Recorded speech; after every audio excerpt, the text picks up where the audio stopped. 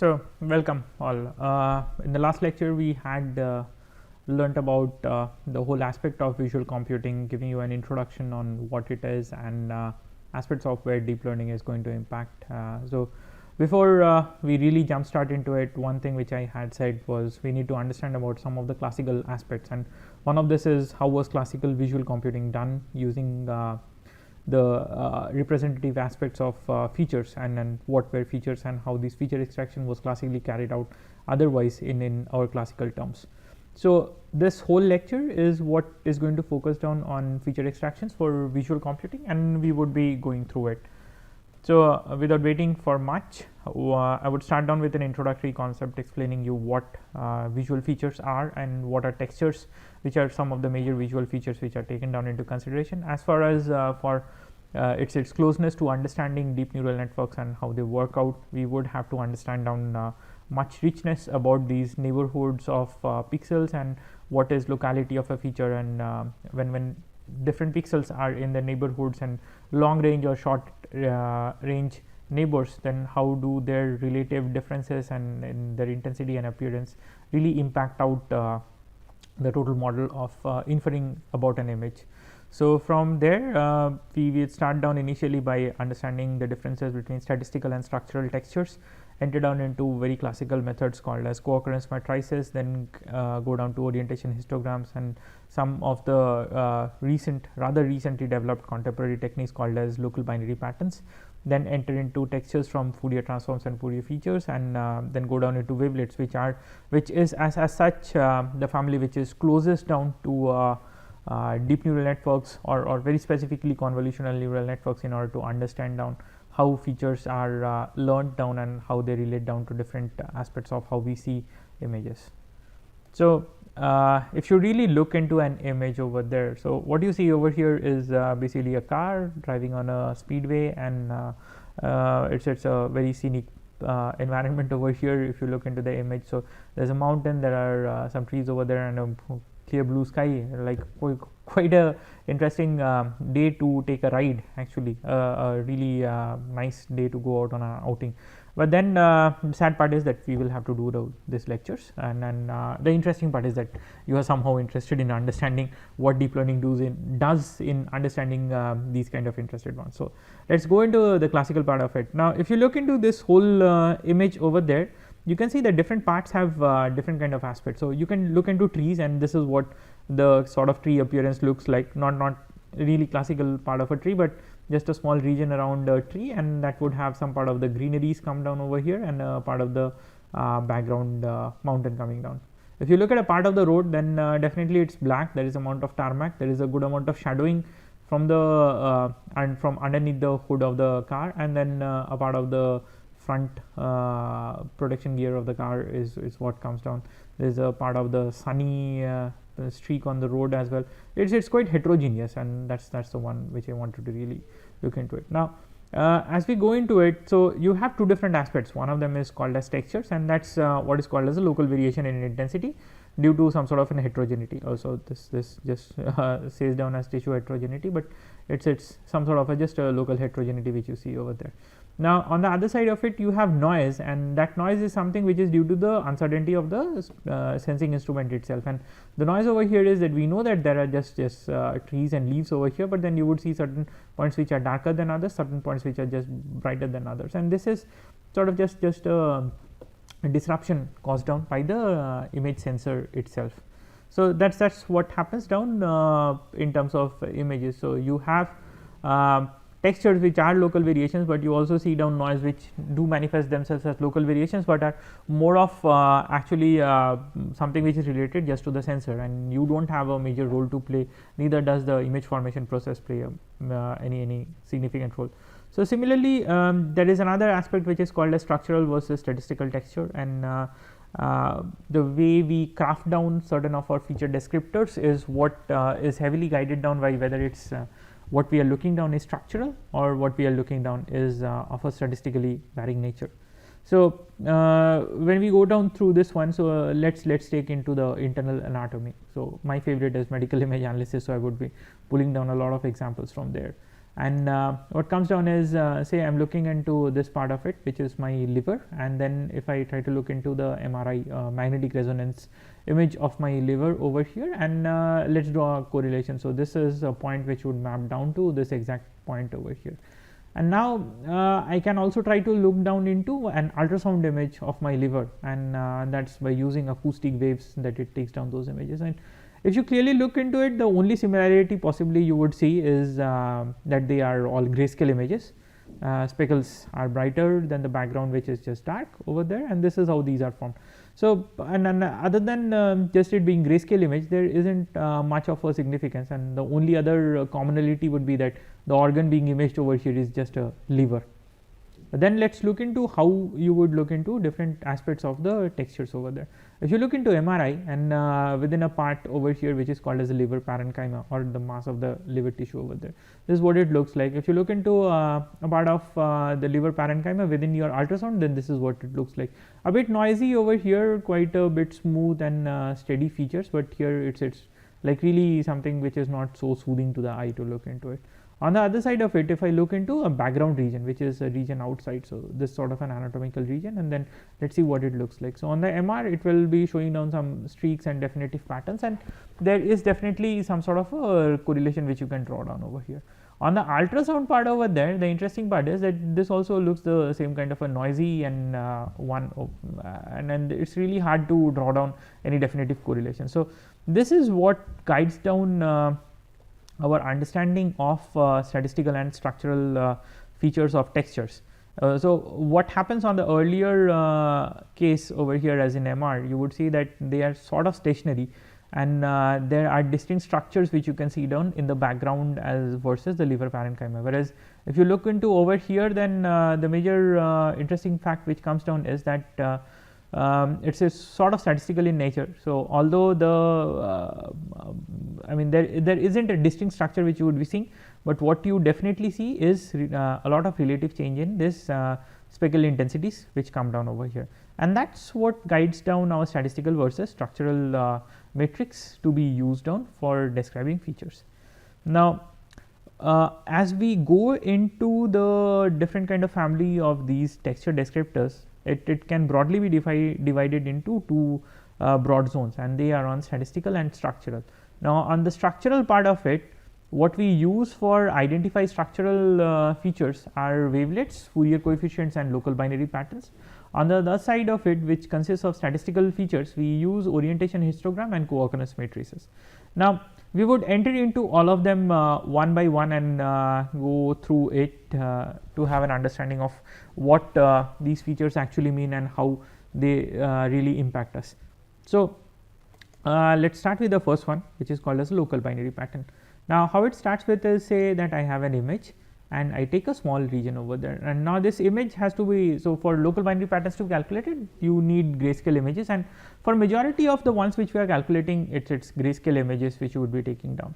Now you can definitely use color images. There are different ways of doing. Either you can employ the texture descriptors independently on each of the channels over there, on the red channel, green channel, and the blue channel.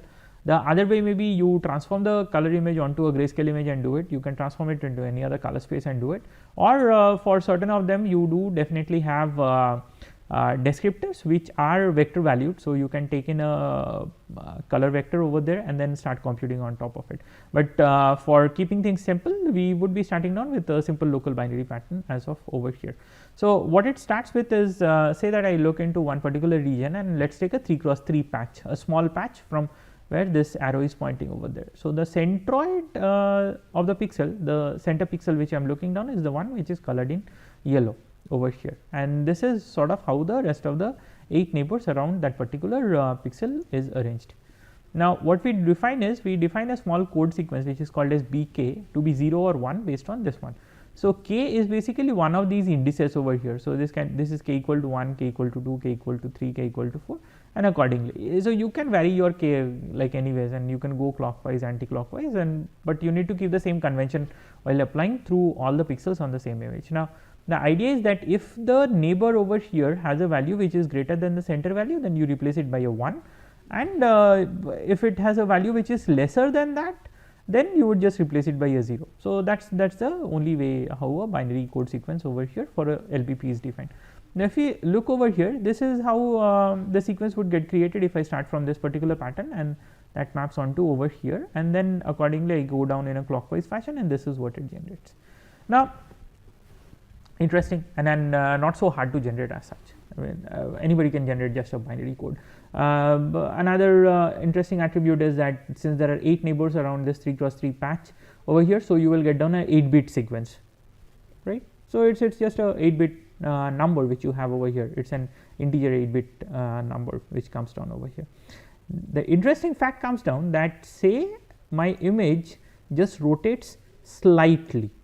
Now if there is a slight rotation on my image, then I get my image like this, and then if I take down the neighbors would look something like this. But then my and then let's start down computing out what is the LBP. So I would be starting down with this point, which is my k equal to 1 in any ways. Now what happens is that as you look through this kind of a pattern being computed out over here, what really turns out interesting is that there has been some sort of a shift, okay, and on view of this shift, what comes down is that you get a different 8-bit number. So in the earlier case you had a 8-bit number whose value was in the integer space 254. Now you got an 8-bit number whose value in the integer space is 127. Okay. But the point is that my image is the same, my pixel location in both the images is also the same. So apparently my descriptors are also supposed to remain the same. Otherwise, if I just tilt an image, you would make a different inference out of it. So that's something which is like really awkward and really critical in a major way. So what we do is, in that case, we can find out a trick of solving it out. So let's get down an arbitrary pattern with one of them, and then we keep on rotating it in a circular fashion. So you remember your circular shifts operations from your DSP classes. Now we do the same kind of a circular shift over here. So as we do the circular shift, we get a different 8-bit number every time coming down. So for each 8-bit number, you have an integer representation over here. Now LBP is typically defined as the value of the minimum of these rotations.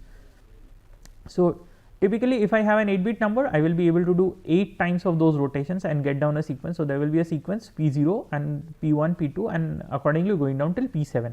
Of each of these sequences, I will find out which has the minimum value. So over here it incidentally turns out that P7 has the minimum value, and whichever is the minimum value, that is the one which assigns as the LBP at that location. So what it necessarily ensures is that you can have the image rotated and still there is no problem, you can finish it off and then get down a minimum value coming down, and every time you have any arbitrary rotation, it will still give you the same value for the LBP coming down. So this is one of the descriptors used on for understanding images in the classical context. So the other one is where we make use of Fourier features in order to understand them. So again, getting back to the old example, so say we look into a small region around the mountain and the trees, then we look into a small region around the hood of the car, and then we look into a small region on the road. So if you clearly look into these 3 regions, they do have definitive features. So this road part is sort of flat and had directional streaks over here. This is sort of flat which has a slight variation coming down and a streak of red coming down, and here there is a sharp boundary which happens between the mountain and the sky over there. Now each of them will be giving down a different part of Fourier descriptor. So if you take a DFT of the whole image patch over here, you would be getting down different sort of topological values, and let's say that the peaks are located somewhere over here. The idea is that if you know what peaks actually correspond to what sort of regions within the image, then what you can do is you can take the DFT of the whole image and then multiply it with this sort of a filter over here on the Fourier space, and then you take an inverse DFT. So what you get down is you get an image which has only those bands of frequencies preserved which correspond to a certain texture or which will correspond to a certain image. So now I will be able to find out only that image wherever so that kind of an object wherever it is located on the image now comes to me very easily without much of a problem by just using these Fourier descriptors itself. So this is another classical way of doing it, and as we enter down into our neural networks and then eventually onto convolutional neural networks and how they are implemented, we will be getting down into a much deeper and detailed understanding of how in fact this whole theory of Fourier's does help us in realizing our convolutional neural networks and why they make much of an effective sense as well. So, from there we get down into classically what is called as wavelet based texture descriptors. Now, so the theory is not so complicated. So, what happens is on the left hand side what you see over here is basically some sinusoids, and each of them is a harmonic multiple of the previous one, or the fundamental plus the harmonics over there. Now, you remember from your Fourier series theorem that as you keep on adding down weighted combination of these harmonics onto your fundamental, you would be approaching down quite to a this kind of a square wave, and that is what is being what is one of the classical first examples of your understanding of Fourier series itself. So, we make the other way around over there. Now, say that if we have an image which can be decomposed into small sort of waves and called as wavelets, and then they can be used in order to find out. So, here what would come down is that here you see that there is a coefficient being added down over there for each of them. So, we can tell down what is the weight and just store down what is the weight over there to get down. So, let us get into a very simple one which is called as a loss mask made out of integer valued wavelets. So, which will help you in understanding what wavelets actually are. So, let us look into the first one over here. So, we are looking into a series 5 wavelet which has a length of 5 elements over there, and what we do over here is a level wavelet. So, the values over here are given something of this sort, and the profile is somewhat over here. Now, if you carefully inspect this almost approximates a Gaussian like behavior over there, which peaks down at the center point, which is 3, and as you can convolve, you will be getting down a different aspect coming down. So, we will come down to why it is called as a level over there. The next one is called as an edge wavelet, and this is which is a zero sum wavelet. The earlier one is a non-zero sum, if you sum down all the elements. So, typically if you run it over a flat region, you will not get a 0 output over there, whereas for this one, if you run it over a flat region, you will be getting a pure 0 output. And the next one is what is called as spot, and these are what detect down spots present over there. And if you carefully inspect, this is also something which looks like a Gaussian, but then a shifted version of the Gaussian itself. The next one is a wave. It has sort of a wavy nature, and that is why it is called as a wave. And this is called as a ripple because of its rippling nature, and this rippling nature does replicate quite close to a invert of a Mexican hat or invert of a Laplacian of Gaussian itself. Now, what we do typically is that we can take a cross product between the transpose of one of these and the other one in order to get down different sort of 2D wavelets coming down. So, like this is a cross product between level and a spot, and this is the 2D wavelet which we get down coming together over here. Similarly, I can take down a cross product between the edge and the spot, and this would give me different kind of wavelets. Now, what we typically do is that you can use these sort of kernels as convolution kernels, and then you can convolve over the whole image in order to extract out your features, and these features will be per pixel basis features which you can now use for subsequent analysis itself. So, these are the different sort of ways in which you can use it for your computing in the classical way. Now, as we get down into our CNNs, we would be realizing that some of them would be converging onto giving you kernels like this, and these kernels will be data driven.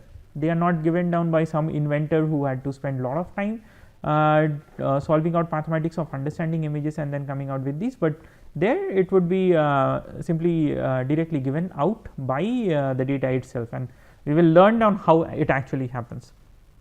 Another classical descriptor is called as the Gabor wavelet, and these are very famous for their contributions to understanding biometrics. So, understanding your fingerprint patterns and your iris patterns in order to really isolate and provide you and validate your identities. So, this whole wavelet is made out of two parts. One of them is the Gaussian part, if you look over here, and the other part is the sinusoidal, because you see this complex imaginary term over here, which makes it a complex valued term. So, you have a repeating sinusoid coming down. Now, over here there are two aspects. One is this x naught and y naught, which is called as the centroid of the receptive field, or where exactly your wavelet kernel is located. Zeta naught and nu naught are the spatial frequencies. So, these are the x direction and y direction spatial frequencies for your sinusoid which comes down, and sigma and beta are basically standard deviation of the elliptical Gaussian over here. Now it looks like a complicated equation, but what turns out is quite interesting. So if you keep on varying these values of zeta naught and nu naught and sigma and beta for a given x naught and y naught, and then you keep on changing the values of x and y as in over here, then these are the different patterns it would be generating on the 2D space. And if you carefully look into them, these also do appear as small sort of wavelets, and then what you can say is that if you go along all the columns in a row, then you would see that your frequency is changing. Your so over here your y direction of frequency is quite changing over here. Whereas if you fix down yourself along one of these columns but traverse across all the rows, then what you would be seeing down is that the direction is changing over there. So this is something which gets affected in terms of the direction change is something which happens in terms of sigma and beta coming down over there, and as well as your zeta naught and nu naught. So if your zeta naught is high whereas nu naught is 0, then you would be getting this one, whereas if your nu naught is high whereas zeta naught is 0, then you would be getting this vertical standing thing, and all the intermediate ones lead down to these ones. So just by changing down, you get down some sort of a circularly rotating out wavelets as well for your feature descriptors. From there comes down co-occurrence matrices, and another interesting one. So what happens with the co-occurrence matrix is quite interesting. So if I take a small region around over here, so this is what this whole small region might look like. So this has 1 2 3 4 5 6 7 8. So it's a, and on this side also you will be seeing down that there are 8 rows in one single column. So it's a 8 cross 8 region which I am taking down on this original image. And now what I would like to do is that I define some sort of an operator which is called as a northeast 1 pixel, or basically it's something which is looking in the northeast direction, this direction, and it's looking at 1 pixel neighbors. Now what I want to look into is that I want to see how many times my 0 is co-located with a 0. Okay, so let's count down. So we have these kind of relations where if I stand on one particular location which is 0 valued and I look into its northeast at 1 pixel, then I see that there is another 0. So what we have is typically that there are 6 times that this kind of a occurrence comes down over here. If we try to look into the other aspect over there, which is stand at a 0 and look into 1, so which is stand at a 0, look into 1, I get 6 of them. And similarly so on and so forth, what we can do is stand at a 0 and try to look into the value of 2, stand at a 0 and try to look into the value of 3, and we keep on accordingly going down. So if you stand at a 0 and try to look into the value of 3, you see that there are none, and that's why this value is 0. So accordingly we keep on calculating over all the pairs which are being formed over there, and then we can keep on populating this matrix which is called as a co-occurrence matrix. Now as the name suggests that two values need to occur in pairs or occur together, and that's why this co term comes down over here. Now that this co-occurrence matrix is formed down, what you can see is that there comes down a co-occurrence probability as well, and this is 6 by 49, this is 6 by 49, this is 2 by 49. Now this denominator over here is basically sum of all the possible elements which comes down over here, all the possible co-occurrences which can happen, and that is also related down to the size of this small patch which we are taking down. So say I took a 8 cross 8 patch and I am looking at a northeast director. So what will happen is that I can start from this point only and then try to look into it, and as I go on this side, my last point of origin would be over here and I can look down. So technically I can just scan through 7 columns and I can scan through only 7 rows in order to get it out, and that's why the total number of combinations over there would be 49, 7 into 7 and nothing beyond it. From there what we can find out from this particular probability matrix over here, I can find out what is my energy of co-occurrence, I can find out my entropy of co-occurrence, I can find out something defined as the contrast from my co-occurrence matrix, and these are the features which are used down subsequently for describing a small part of an image. Now given all of this, the next one which comes down is an orientation histogram. So what orientation histogram typically does is that if you have an image and you run down a gradient operator, so one is you get down your amplitude of the gradient, the other part is that you get down the direction of the gradient. Now if you look into the direction of the gradient and try to quantify them into different angles, say over here I am quantifying it into 7 different bins of different angles, and then I can look into how many such blocks or how many such locations within the image have a gradient which is pointing along this direction. So, this is on my direction of 0 to 45 degree. How many are pointing in my 45 to 90 degree? How many are pointing in my 90 to 135 degree? So, every 45 degree, if I am just binning it out, so I will be having total number of 8 bins which have across which I can put down my directions of my gradient. And this is another form which is used down for calculating out the local features within an image itself. Now, having said all of this, these are some of the very classical ones which we will be using. So, in the next class, where we would be doing a lab exercise, we would be looking into how these features are calculated from an image and what are the different software tools you can use for doing them at a simple way. And the other major reason why we are really emphasizing on this aspect of doing it on the classical way and learning it out is that so that you can draw correlates between what happens on the deep learning side of it and what happens exactly on the classical way of it.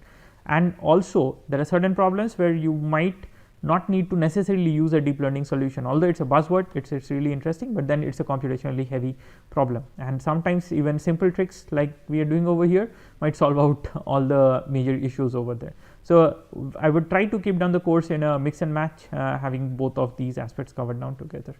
And nonetheless, the last part over here is to give you a take home message. So, if you would like to learn more about these local textures and classical ways of processing out images, then do definitely feel free to go through this book on image processing dealing with textures by Maria Petrov and Sivia. So, this is one of the classical books to do with it. So, with that we come to an end of this classical techniques for visual computing prospects, and eventually in the next lab we would be touching upon them, and then subsequent to that we would enter into classification with neural networks, which is just the starting point of neural networks, and subsequently a lab to get down with this basic introductory week. Thank you.